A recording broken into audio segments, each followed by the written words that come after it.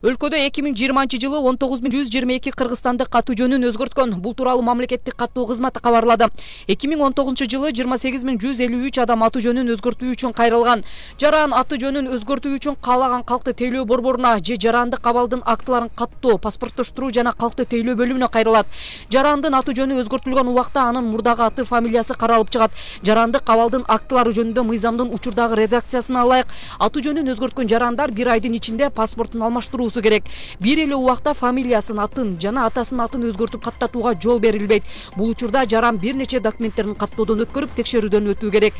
Кыргызстанда акыркы убактарда аты жөнүн өзгөртүп, башка паспорт алган жарандар атайын издөөгө же кылмыш чөйрөсүнө аралашкан жарандар болуп чыгууда.